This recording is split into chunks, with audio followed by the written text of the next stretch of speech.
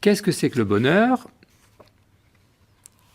Pour Spinoza, comme pour tous les philosophes, c'est tout simplement un état de satisfaction complète. Et la grande originalité de Spinoza, sa grande simplicité, c'est qu'il s'aperçoit que le bonheur n'est fait finalement que d'un seul affect, qui est la joie. Et d'où vient la joie ? Alors, je pense qu'on va aller directement au conatus. Au cœur. D'où vient la joie ? Il y a deux possibilités, dit Spinoza. Et cela se déduit, encore une fois, de tout l'appareil de démonstration, de compréhension de Dieu, c'est-à-dire de la nature. Nécessairement, si on comprend la manière dont la nature est faite, toutes les réalités, y compris l'homme, obéissent aux grandes lois de la nature. Et la grande loi essentielle, c'est que tout être tend nécessairement à persévérer dans son être, il tend à continuer à vivre, et tout être va donc chercher à augmenter sa puissance. Et Spinoza nous dit, lorsque un être, comme l'individu humain, augmente sa puissance, il ressent de la joie. Lorsqu'il diminue sa puissance, il ressent de la tristesse.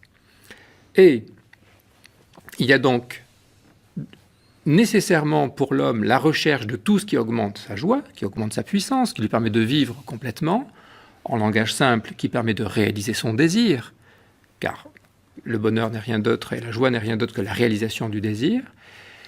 Mais il se trouve que lorsque nous recherchons le bonheur, la joie, et nous réalisons les désirs, nous le faisons en étant dominés par des idées qui ne sont pas la vérité. Nous sommes dominés par les idées qui viennent de l'opinion, qui viennent donc de la manière dont spontanément nous pensons, nous développons des croyances, avec une partie d'idées vraies, une partie d'idées fausses. Et voilà pourquoi nous ne pouvons atteindre le suprême bonheur, qui est la joie la plus complète, le maximum de puissance, donc la sagesse, que si nous transformons nos idées inadéquates, les idées mutilées et confuses, comme il le dit, c'est-à-dire des croyances, des idées partielles, par un travail de réforme intellectuelle qui s'accompagne d'un travail de processus plutôt de libération des passions qui nous font souffrir, en un type d'affect qui sont les vertus.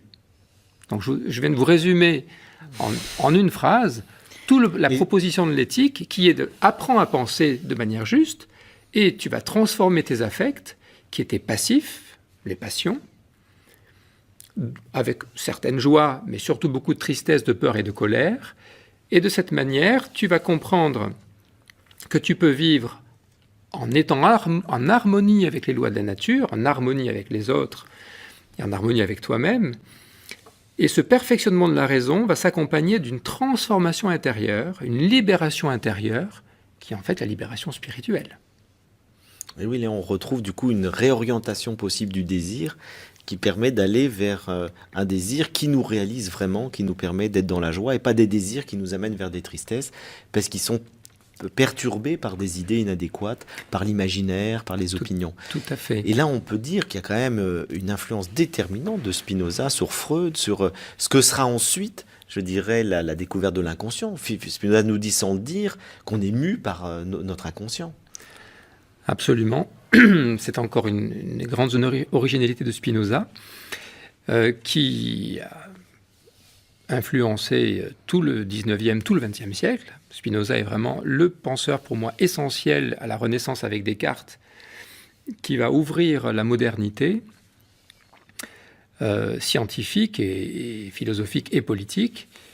Et en ce qui concerne cette allusion à l'inconscient, Spinoza nous explique, et c'est une autre idée fondamentale, que tout ce qui existe est déterminé par des lois de la nature. Il y a donc une nécessité absolue qui règne. En cela, il s'oppose complètement à la croyance dans le libre arbitre. Il n'y a pas de libre arbitre.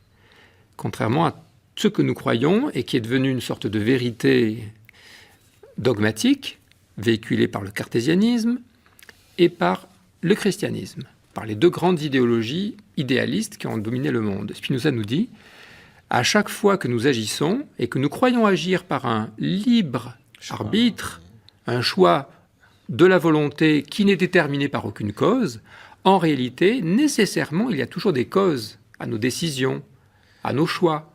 Donc nous croyons... un affect. Et c'est toujours un affect.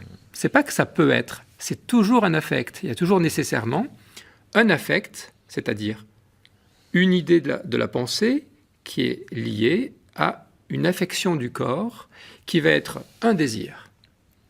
Et nécessairement, les hommes vont agir pour faire ce qu'ils imaginent leur donner de la joie. Alors, ce qu'ils imaginent, ça c'est le régime passif de la quasi-totalité, ou ce qu'ils comprennent, selon la raison, leur donner de la joie. Et cela seulement, est la liberté.